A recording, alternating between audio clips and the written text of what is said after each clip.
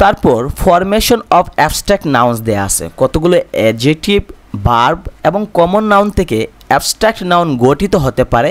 নিচে তার একটা স্ট্রাকচার দেওয়া আছে।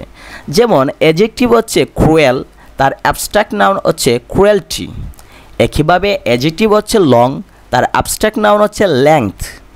এইভাবে দেওয়া আছে একটা চার্ট, যে চার্ট থেকে আমরা শিখতে পারি যে কিভাবে ফরম্যাট গঠিত হয়। যেমন কমন নাউন দেওয়া আছে বই, বই যে কমন নাউন, এই বই থেকে আমরা অ্যাবস্ট্রাক্ট নাউন করতে পারি বয়হুড। একইভাবে চাইল্ড, চাইল্ডহুড। তো এইভাবে আমরা করতে পারি। তো আমরা লক্ষ্য করি যে এখানে অনেকগুলো স্ট্রাকচার দেওয়া আছে, এই স্ট্রাকচারগুলো আমরা যদি ফলো করি তাহলে এই স্ট্রাকচার থেকে আমরা শিখতে পারি। নিম্নের শব্দগুলো ভার্ব এবং অ্যাবস্ট্রাক্ট নাউন একই ফর্ম হয়ে থাকে। যেমন এখানে যতগুলো শব্দ আছে সেই শব্দগুলো ভার্ব হিসেবেও কাজ করে, আবার অ্যাবস্ট্রাক্ট নাউন হিসেবেও কাজ করে। তাই এই শব্দগুলো আমাদেরকে মনে রাখতে হবে। Love, desire, hope, fear, step, touch, regret, taste, walk, run, cry, sob, stay, stop, order, rise, fall, ride, work ইত্যাদি। এবং লাভ এবং মুভ, এই শব্দগুলো ভার্ব হিসেবে কাজ করতেছে, আবার অ্যাবস্ট্রাক্ট হিসেবেও ব্যবহার করা হয়। তাহলে আমরা যখন এই শব্দগুলো দেখব তখন দেখব যে কি আছে অপশনে। সাধারণত হয় অ্যাবস্ট্রাক্ট থাকবে, না হলে ভার্ব থাকবে, দুইটা একসাথে দিবে না। 43 নাম্বার দেওয়া আছে, স্লেভ শব্দটির অ্যাবস্ট্রাক্ট নাউন কি হবে? উত্তর দেওয়া আছে স্ল্যাভারি। তাহলে এটা হচ্ছে ফরম্যাট, যে স্ল্যাব থেকে স্ল্যাভারি হয় অ্যাবস্ট্রাক্ট নাউন। সেই ফরম্যাটগুলো উপরে দেওয়া আছে। এই ফরম্যাটগুলো যদি আপনি শিখেন তাহলে বুঝতে পারবেন যে কীভাবে অ্যাডজেক্টিভ থেকে বা কমন নাউন থেকে অ্যাবস্ট্রাক্ট নাউন হয়। এখানে অনেকগুলো দেওয়া আছে। What kind of noun is honesty? Honesty কোন ধরনের নাউন? অবশ্যই এটা অ্যাবস্ট্রাক্ট, কারণ সততা দেখা যায় না, আমরা অনুভব করি যে তিনি একজন সৎ লোক। Honesty is the best policy. একই বিউটি, সেটাও আমরা হচ্ছে গিয়ে অ্যাবস্ট্রাক্ট নাউন, যে সৌন্দর্য। তো 47 দেওয়া আছে উইজডম, সেটা abstract noun. Happiness abstract noun.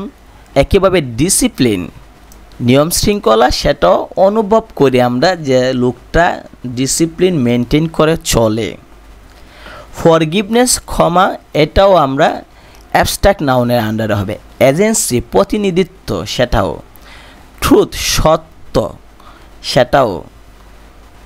তারপর আছে ব্রেভারি সাহসিকতা, সেটাও অ্যাবস্ট্রাক্ট নাউনের আন্ডারে হবে, কারণ সাহস চোখে দেখে বা কানে শুনে হয় না, আমরা অনুভব করি যে লোকটা সাহসী লোক।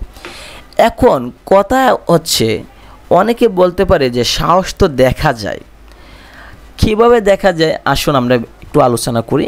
যে ধরলাম যে একটা লোক একটা ছোট বাচ্চাকে অ্যাক্সিডেন্টের হাত থেকে বাঁচাইলো, রোড অ্যাক্সিডেন্টের হাত থেকে বাঁচাইলো, তাহলে তার সাহসিকতা দেখে আমরা বললাম যে তিনি একজন সাহসী লোক।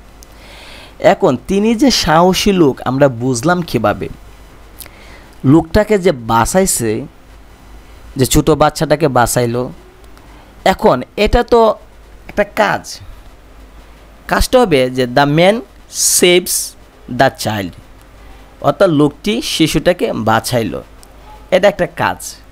কিন্তু এখানে তো আমরা ব্রেভারি শব্দটা আমরা পাচ্ছি না। লোকটা যে কাজটা করলো, যে ছোট বাচ্চাটাকে বাঁচাইলো, আমরা বলতে পারি the man saves the child, কিন্তু এখানে ব্রেভারি শব্দটা নাই। কিন্তু সাহস যে বিষয়টা, সেটা হচ্ছে একটা অনুভব করার বিষয়। একটা লোক কাজ করছে, কাজটা দেখে আমরা বললাম যে সে সাহসী। কাজটা দেখে আমরা সেই কাজটাকে বর্ণনা করতে পারি, কিন্তু অনুভব করতে পারি যে তার কাজটা কোন কাতারে পড়ছে, যে ভীরু কাতারে পড়ছে নাকি সাহসী কাতারে পড়ছে। এটা দেখে আমরা বলি যে তিনি একটা সাহসী লোক। তো এখানে যুক্তি দেখালে হবে না, সাধারণত আমরা বুঝে নিতে হবে যে কীভাবে হয়। নিজেকে বুঝতে হবে যে সত্য তো চোখে দেখা যায় না, সত্যবাদিতা সেটা চোখে দেখা যায় না, সেটা আমরা অনুভব করি যে তিনি সৎ লোক। এমন কোনো কিছু নাই যে জিনিসটা দেখে আমরা বলবো যে তিনি এই জিনিসটা তার কাছে আমরা চোখে দেখতেছি তার কারণে সৎ। আমরা অনুভব করি।